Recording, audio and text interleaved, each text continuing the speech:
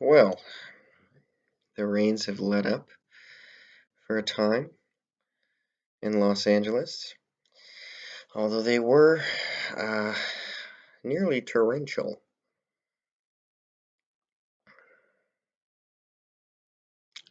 It's funny, I'm a Scorpio, I'm a water sign, and someone said to me today, well, this is your season. Um, and I do find that at this time of year, I feel closer to the elements, not just in a literal sense, but magically, psychically, subconsciously as well.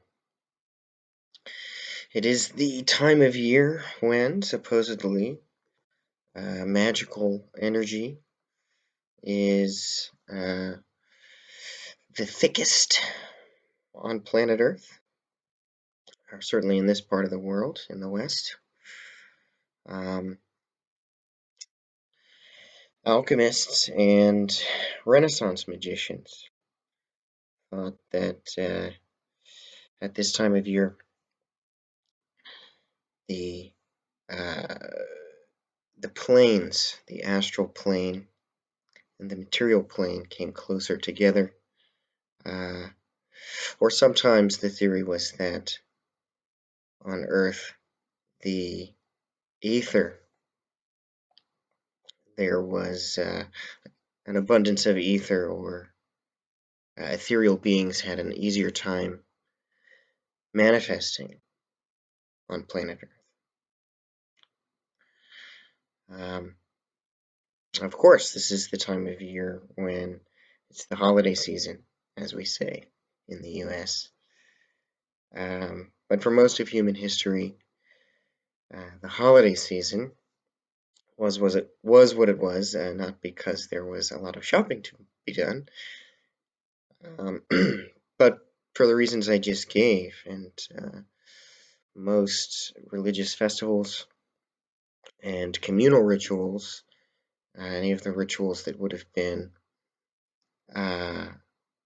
unique and only done once in a blue moon, they all would have been, most communities, most prehistoric communities would have wanted to have their rituals and their ceremonies all jam-packed, all their festivals and everything all jam-packed at this time of year, because then, they would have been given added potency. They would have been the most effective if you were doing rituals for manifestation, or if you were contacting spirits or the dead, then this would have been the time to do it. And I feel like you can really, it's almost, say what you want about spirits and the dead, but it really does feel almost on the surface of your skin at this time of year. And there's a curious kind of creepy crawly feeling that you get over yourself, however subtle, when you look at those tracks of raindrops running down some window pane. Not necessarily that you're spooked, it's just that you're so close to it now. The mystery of life, if you like, or simply the marvel that is being alive at all, being a conscious being. Self-consciousness, I feel, becomes more pointed at this time. And perhaps that's why we always have characters who are very deep in thought, or having a very somber moment, or full of sorrow and reflection. In movies and things, they'll always be looking out through a rainy window pane, right? There's something about watching even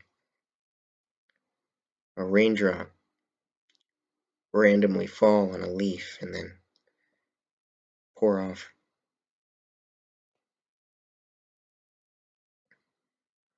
You can't help but be aware of the fact that you're a conscious being and that you're conscious of all these other things that are so exquisitely interrelated.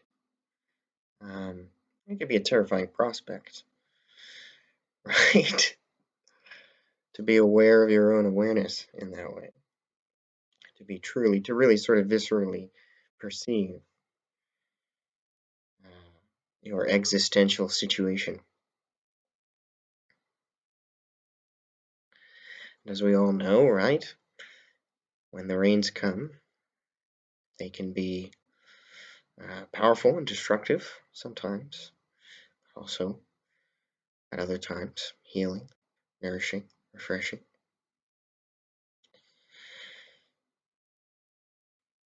And there's this same condition to self-consciousness, to being conscious, not just in the way that perhaps a lizard is conscious, but self-conscious, conscious of the fact that you are conscious. Quite an odd thing.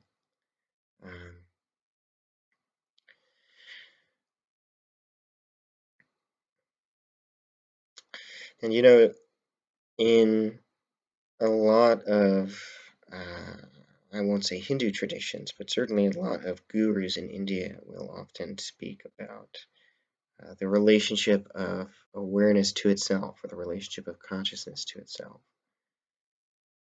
And in many forms of Buddhism,